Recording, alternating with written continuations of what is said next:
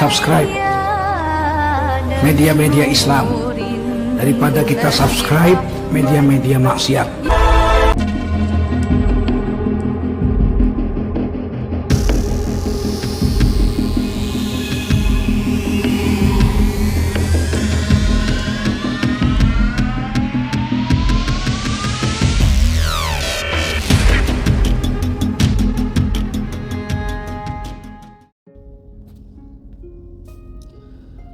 Assalamualaikum warahmatullahi wabarakatuh. Alhamdulillahirabbil alamin, wassalatu wassalamu ala asrofil anbiya'i wal mursalin, wala haula wala quwata illa billahil aliyyil azim. Amma ba'du. Bersyukur kepada Allah atas segala nikmat-nikmat yang telah Allah berikan, taufiknya, hidayahnya pada kita semua, rezekinya, baik rezeki yang berbentuk kesehatan, berbentuk rezeki makanan, atau rezeki yang lainnya. Kita syukuri semuanya, saudaraku. Alhamdulillahirabbil alamin.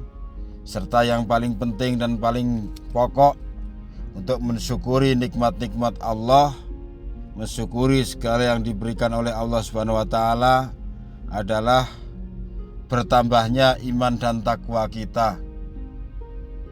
Kita bisa menjalankan apa yang Allah perintahkan dan meninggalkan apa yang Allah larang. Serta kita bisa menggunakan, memanfaatkan apa yang telah Allah berikan dengan tujuan ibadah kepada Allah, dengan berbuat baik.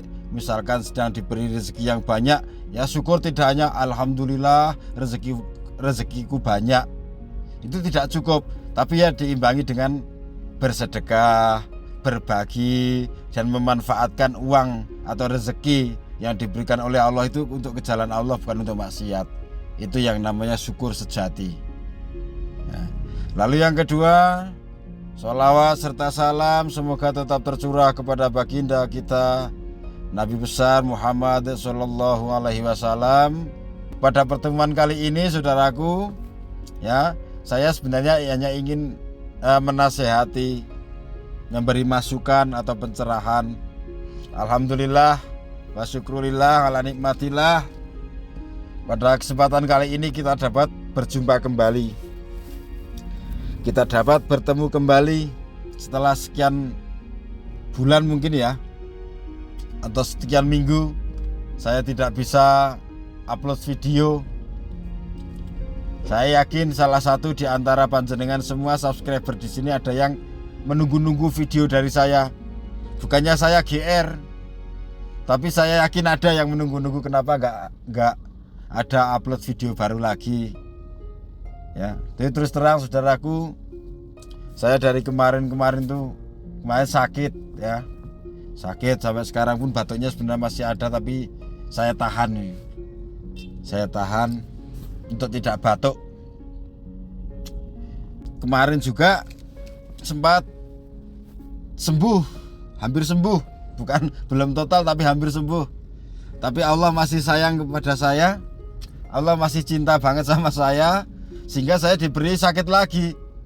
Ya, diberi sakit lagi, masuk angin lagi, batuk lagi, tambah sakit gigi dan lain sebagainya. Alhamdulillah, karena sayang Allah, karena cinta Allah, saya diberikan penyakit untuk istirahat. Ya, hanya untuk beriman, hanya untuk mengingat Allah. Karena kalau sedang sakit itu nggak ada yang lain yang dipikirkan, cuma pingin sehat. Kalau sudah semua tata caranya, ya, syarat-syaratnya untuk sehat dilakukan seperti periksa ke dokter dan lain sebagainya, tumpuan terakhir, tujuan terakhir ya berdoa, selalu berzikir kepada Allah. Seandainya memang masih ingin diberi umur panjang, ya mohon segera untuk disembuhkan. Tapi seandainya sudah tidak ada lagi kesempatan, alias tidak bisa sembuh lagi atau meninggal, ya harapannya, doanya semoga meninggal dalam keadaan husnul khotimah, dalam keadaan beriman dan bertakwa kepada Allah. Cuman itu saudaraku. Tapi alhamdulillah pada detik ini saya sudah hampir 70-80% sehat saat ini. Jadi saya juga kangen membuat video ya. Banyak sekali yang WA ke saya tuh sampai saya belum sempat membukanya. Maaf saudaraku ya. Maaf sekali. Memang belum saya buka, belum saya baca karena memang ya itu saya masih konsentrasi untuk penyembuhan. Biar pikiran gak terlalu kesana kemari dulu. Ya. Alhamdulillah ini lewat video ini saya sampaikan. Dan sebelumnya juga saya mengingatkan buat saudara-saudariku semuanya untuk selalu waspada, selalu berhati-hati ya atas orang-orang yang mengatasnamakan saya, menyebar nomor WA di kolom komentar dan menghubungi Anda dan lain sebagainya yang mengatasnamakan saya. Hati-hati. Jadi nomor selain nomor yang saya upload di channel YouTube ini itu bukan nomor saya. Apapun alasannya itu bukan nomor saya dan tidak ada urusan kaitannya dengan saya. Ya, kalau ada apa dan apa yang terjadi, ya itu urusan Anda, bukan urusan saya. Jadi video ini juga salah satu video untuk mengklarifikasi atau membantah ya, yang mungkin ada sebagian orang juga yang berpikir bahwa selain nomor ini itu nomor saya. Demi Allah, nomor WA saya yang resmi lantaran official ya cuman yang ada di sini, yang ada yang saya upload di channel YouTube ini, nggak ada nomor yang lain. Ya, begitu saudaraku ya. Jadi harus lebih berhati-hati. Jangan mudah tertipu, jangan mudah terpikat oleh omongannya. Karena mengatasnamakan saya sehingga Anda merasa yakin, merasa percaya, disuruh begini, disuruh begitu, mau-mau saja, ngikut-ikut saja, itu jangan. Nanti Anda sendiri yang rugi. Oke. Jadi hati-hati saudaraku ya. Baik saudara-saudariku semuanya yang dirahmati Allah Subhanahu wa taala, pada kesempatan kali ini ya saya ulangi lagi, saya hanya ingin sebenarnya memberikan masukan, memberikan pencerahan, memberikan nasihat. Tapi insya Allah apabila nasihat ini diperhatikan, pencerahan ini diamalkan, maka ini akan menjadi amalan yang sangat jitu saudaraku, untuk semua hajat, untuk semua keinginan. Nah, jadi ini amalan sangat mustajabah, amalan sangat ampuh. Karena pasti dapatnya, pasti hasilnya. Ya, pasti hasilnya. Amalan ini sebenarnya sudah sering juga saya sampaikan, saudaraku ya. Saya sampaikan di beberapa video sebelumnya. Ya, tapi untuk kali ini saya fokus. Jadi amalannya ini kan masih banyak tuh ya, yang mengamalkan amalan ini itu nggak ada yang fungsi, nggak ada yang mustajabah, nggak ada yang manjur, nggak ada yang mujarab, sampai marah-marah, nyalahkan ilmunya, nyalahkan saya, nyalahkan lafalnya dan lain sebagainya. Nah ini saya beri kuncinya saudaraku ya. Jadi jangan ada pikiran atau perasaan, minimal jangan terburu-buru lah. Apa-apa itu harus lillahi ta'ala. Begitu saudaraku, harus lillahi ta'ala. Jangan terburu-buru, jangan buru-buru. Apalagi punya pikiran, punya rasa dalam hati. Karena Allah itu maha tahu saudaraku ya. Allah itu maha tahu. Jika Anda orang ikhlas, Allah tahu. Maka seandainya Anda berhasil, pasti Anda akan bersyukur. Tapi seandainya Anda belum berhasil, pasti Anda akan bersabar dan mencari solusi, bukan memaki-maki saya, bukan memaki-maki maksudnya amalannya. Itu kalau orang sabar. Makanya Allah tahu kenapa Anda sulit, kenapa Anda susah sekali untuk ijabah doa-doanya, untuk terijabah hajat-hajatnya, padahal sudah mengamalkan berbagai macam amalan. Nah itu dia, Allah itu maha tahu. Jadi sebelumnya jenengan saudaraku ya, amalannya ini diperhatikan nasihat saya. Belajarlah untuk menjadi orang yang ikhlas dulu. Belajar ikhlas, belajar sabar ya. Kalau itu sudah terpenuhi, amalan yang paling penting, yang paling mustajabah tadi saya bilang, adalah perbaiki sholat 5 waktu, usahakan sholat tepat waktu dan berjamaah. Jadi kalau saudara-saudariku semuanya mau mengamalkan amalan yang saya sampaikan ini, insya Allah tidak akan ada ruginya, pasti ada hasilnya, ada manfaatnya. Kalau dunianya tidak dapat, akhiratnya pasti dapat. Ya. Akhiratnya pasti dapat. Dan minimal kalau kita sholat, karena sholat adalah fardu ain, fardu yang memang harus dikerjakan dengan alasan apapun tidak boleh ditinggalkan. Itu sudah jelas-jelas menguntungkan kita. Walaupun sebenarnya Allah itu tidak butuh sujud kita. Kita semua makhluknya Allah. Bersujud kepada Allah tidak akan menambah kemuliaan Allah. Tapi jika semua makhluk-makhluk Allah termasuk kita ini ingkar kepada Allah, juga tidak akan pernah mengurangi kemuliaan Allah. Karena apa? Karena Allah memang maha mulia. Mulia di atas segala-galanya. Raja di atas segala raja. Jadi raja selain Allah itu hamba. Orang yang mau kaya, jadi kaya selain Allah miskin. Karena Allah yang maha kaya. Pintar selain Allah bodoh. Karena Allah maha pintar. Gitu saudaraku. Jadi amalannya itu tadi. Ini serius saudaraku ya. Jaga sholat 5 waktunya. Perbaiki sholat 5 waktunya. Maka sesuai janji Allah, barang siapa yang mau memperbaiki sholatnya, maka Allah akan memperbaiki hidupnya. Kalau Allah yang janji, aman saudaraku, jaminan. Kalau bahasa ngetrennya sekarang itu ya, jamaahnya Gus Ikdam itu dekengannya pusat. Nah, jadi langsung dekengannya dari pusatnya pusat ya. Jadi pusatnya pusat. Yang dekengi Allah, yang mendukung Allah, yang janji Allah pasti tidak akan diingkari. Jadi jaga sholat 5 waktunya, usahakan birrul walidain pada orang tua. Jadi baik sama orang tua. Jadi perlakukan orang tua itu sebaik mungkin, muliakan, utamakan orang tua, baru utamakan yang lain.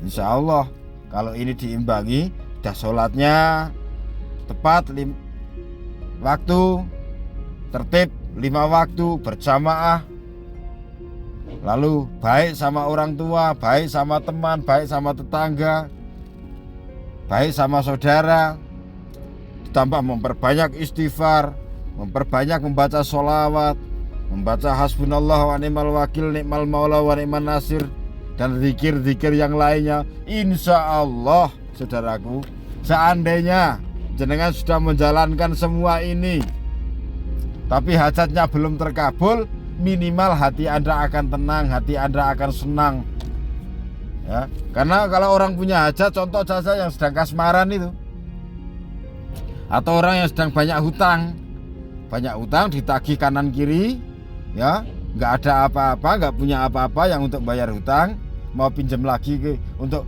gali lubang tutup lubang udah nggak dipercaya orang, mau jual sesuatu untuk bayar hutang sudah tidak ada yang bisa dijual lagi, itu pasti hidupnya nggak tenang, tidurnya nggak nyenyak, makannya nggak nikmat ya, kemana-mana itu lingak-linguk gitu ya, tolah-tolah kanan kiri, takut ketahuan yang kasih hutang tadi, takut ditagih, takut dimarahi dan lain sebagainya, sehingga membuat hati itu gersang, hati itu gundah gulana gak karuan.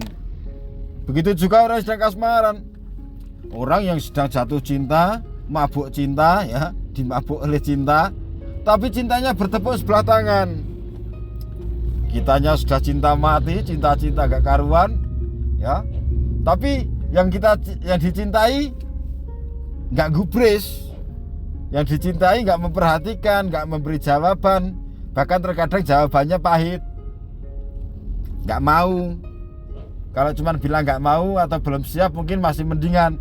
Udah gak mau ya, nolak cintanya, lalu kita dikata-katain yang merendahkan kita lah. Contohnya, siapa sih kamu mau suka sama saya, kerjaanmu apa ya. kendaraanmu apa, ngaca dulu sebelum ngomong. Lah itu pasti sakit hati sekali saudaraku. Yakin itu pasti sakit hati sekali. Mau makan, mau tidur, enggak ada enak-enaknya. Tapi kalau saudara-saudariku semuanya yang sedang mengalami apa yang saya sampaikan, ya masalah apapun masalahnya membuat Anda itu menjadi beban pikiran, beban mental Anda, beban hati Anda, membuat gak karuan, gak tenang, gak senang, gak bahagia. Yang ada cuman gundah gulana, sedih, prungsang. Kalau orang Jawa itu biasa mengatakan prungsang, ora jenak, hati serang-serangan. Ini begitu saudaraku. Caranya itu tadi, jaga sholat 5 waktunya, pasrahkan semua kepada Allah Subhanahu wa Ta'ala dengan penuh keikhlasan, dengan penuh keyakinan. Seandainya memang yang Anda harapkan masalah Anda itu akan diselesaikan oleh Allah, kalau memang itu yang terbaik untuk Anda, misalkan yang sedang kasmaran tadi memang benar-benar wanita itu terbaik untuk Anda, pasti Allah ngasih jalan supaya cinta yang tadi ditolak itu diterima. Tapi seandainya yang dicintai tadi, ya, yang dikasmarani tadi bukan yang terbaik untuk Anda, atau memang bukan jodoh Anda, maka yakinlah, percayalah, Allah akan mengganti dengan yang lebih baik. Dan minimal hati Anda akan tenang, hati Anda akan bahagia, tidak terbebani masalah, tidak terbebani pikiran. Ya, wah saya belum bisa sholat Gus, saya tidak bisa sholat, masih males, aras-arasan. Nah, bagaimana caranya? Saya merasa terlalu berat untuk sholat, saya terlalu berat untuk beribadah, apalagi bangun malam sholat tahajud, sholat hajat, zikir, saya nggak bisa Gus. Apa penyebabnya dan bagaimana cara mengatasinya? Nah itu, ya, saudaraku. Jadi itu penyebabnya itu sebenarnya macam-macam. Memang karena ada yang karena hatinya keras, karena belum mendapatkan hidayah, itu ada. Tapi ada karena kumpulannya, ya, kumpulnya sama teman-teman atau kawan-kawan yang memang biasa tidak sholat. Itu juga sangat berpengaruh saudaraku. Ya, kumpul sama orang-orang yang malas sholat, yang menyepelekan sholat, dan Anda merasa nyaman kumpul dengan mereka, ya udah, nggak mungkin sebenarnya bisa sholat. Kemudian pakaian juga berpengaruh. Kalau pakaian kita ya pakaian yang sopan, pakaian yang rapi, syukur-syukur. Kalau nggak malu ya, kalau seperti saya nggak malu, memang udah kebiasaan. Kemana-mana saya pakai sarung ya sarungan, pakai peci, itu juga sudah sangat mempengaruhi hati saudaraku. Tapi kalau jangan pakai sepatu, terus pakai celana pendek, ya udah pakai sepatu, pakai celana pendek, terus kumpulnya juga sama teman-teman yang tadi, ya, yang nggak mau sholat. Apalagi teman-teman tadi udah nggak mau sholat, hobinya judi, hobinya mabuk-mabukan, ya udah hancur kita. Jangankan di dunia, di akhirat nanti kita juga hancur, karena kita akan dikumpulkan dengan orang-orang yang kita cintai, orang-orang yang biasa kita ngumpul di dunia. Ya. Lalu selain kumpul sama kawan, terus pakaian kita juga, apa yang kita lihat, apa yang kita dengar, apa yang kita tonton setiap waktu, itu juga akan mempengaruhi. Yakin itu saudaraku, akan mempengaruhi jiwa kita, akan mempengaruhi pikiran kita. Kalau yang kita tonton, maaf, film-film yang tidak senonoh, ya, nonton YouTube, nonton TikTok, ya, yang suka ngumbar aurat, joget-joget gak jelas kayak gitu, ya itu nanti pikiran Anda udah terganggu. Oh itu gak ngaruh Gus, iman saya kuat. Oh jangan salah saudaraku, kita harus tahu takarannya iman. Kalau cuma sekedar iman, iblis itu lebih beriman, gitu. Kalau cuma sekedar ilmu, iblis lebih berilmu. Tapi kenapa iblis dikeluarkan dari surga? Ya, karena dia merasa bahwa dia lebih baik daripada yang lain. sombong. Makanya jangan mentang-mentang oh saya beriman, saya nonton itu hanya sekedar hiburan. Nggak bisa, saudaraku. Nonton sesuatu yang tidak baik, apalagi nonton film-film, video-video yang tidak senonoh, itu sama aja kita berzina, zina mata.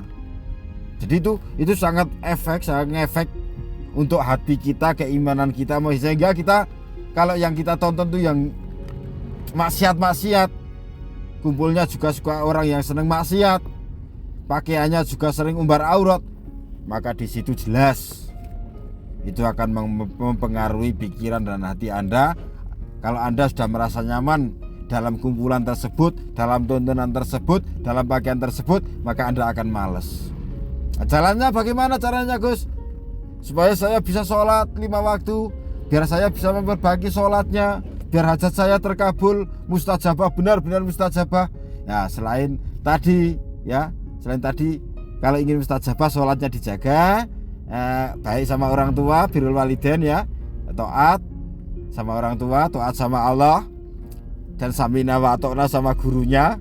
Apa yang diperintahkan gurunya asal tidak melanggar syariat, jalankan ya. Tapi saya kan nggak bisa sholat, Gus. Ya, itu tadi masalahnya tadi ya. Saya malas sholat. Iya, tadi masalahnya yang saya sampaikan tadi, perkaranya, penyebabnya ya, karena kumpulan Anda salah, pakaian Anda salah, tontonan Anda salah, yang Anda dengar juga salah. Nah, solusinya bagaimana supaya saya bisa senang dengan sholat, cinta dengan sholat? Nah, caranya dirubah. Kumpullah sama orang-orang yang soleh, orang-orang yang senang sholat, orang-orang yang ahli ibadah.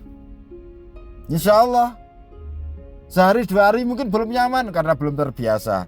Tapi kalau Anda sudah memasukkan semua itu ke hati kita ya, kejenengan semuanya ke hati jenengan dengan penuh keikhlasan, memang benar-benar niat ingin berubah, insya Allah Anda akan nyaman kumpul dengan orang-orang soleh.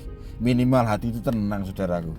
Itu ya, kumpul dengan orang soleh. Lalu cara berpakaian yang sopan. Tidak harus pakai sarung sebenarnya, tidak harus pakai jubah, pakai surban, tidak penting, tidak wajib. Tapi minimal harus sopan, aurat tertutup semuanya ya.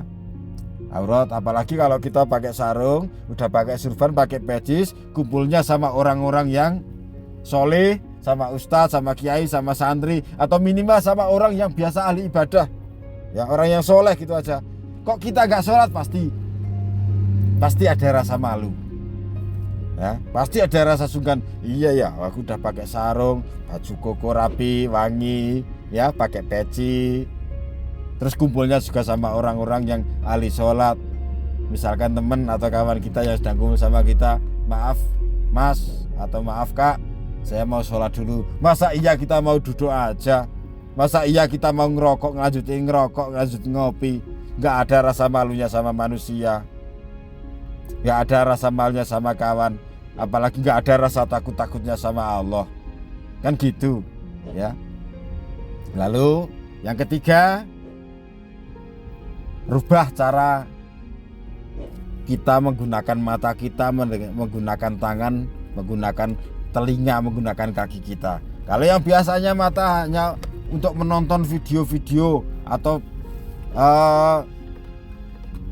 TikTok atau video apa saja atau pertunjukan apa saja yang mengundang maksiat, mengumbar aurat, nah, itu dirubah ya, dirubah apa? Nah, nonton pengajian, nonton ya majelis takliman, nonton sholawatan. Itu saudaraku, yang kita dengarkan ya sholawat, yang kita dengarkan ya bacaan-bacaan Al-Quran. Jadi bibir kita juga rubah ya, yang biasanya diam, yang biasanya kalau ngomong gak jelas, gak penting, ya buat zikir. Telinganya juga dirubah, yang biasanya seneng buat mendengarkan yang maksiat-maksiat, rubah untuk mendengarkan lantunan ayat-ayat suci Al-Quran dan lain sebagainya. Kaki juga dirubah, biasanya untuk melangkah maksiat ya kita langkahkan ke masjid, kita langkahkan ke majelis taklim dan lain sebagainya, yang tujuannya ibadah kepada Allah Subhanahu wa taala.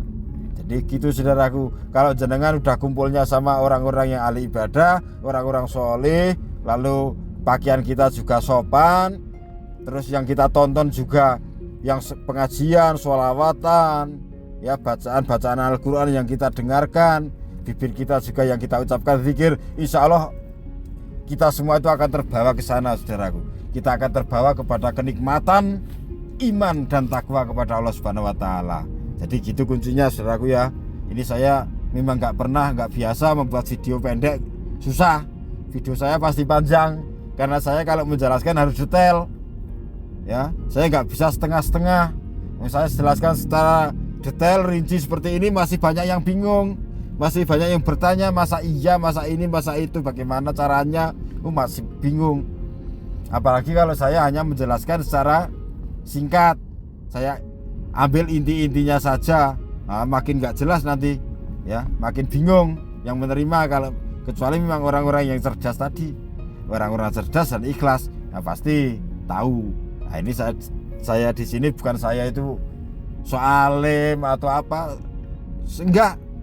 Ini demi kebaikan saudara-saudariku semuanya, ya, karena kita nggak tahu saudaraku ya, sampai kapan nafas kita akan terus berjalan, sampai terus kapan nafas kita akan berhenti, kita tidak tahu.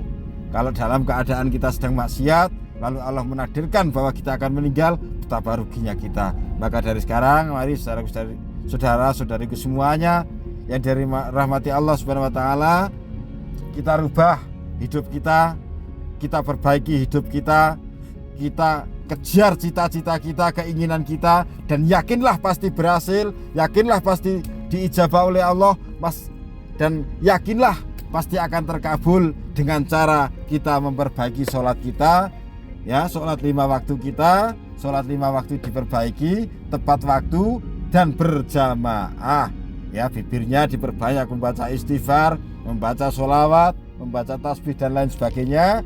Lalu kita perbaiki karakter kita yang biasanya angkuh, biasanya sombong, nggak ada perhatian sama orang tua, ya, senangnya mencaci maki dan lain sebagainya. Mulai sekarang cintai orang tua kita, ya, bahagiakan orang tua kita, buatlah beliau selalu tersenyum. Jika beliau masih ada, berikan apa yang kita punya yang terbaik untuk orang tua. Dan jika orang tua sudah tidak ada, perbanyak membaca doa untuk orang tua kita.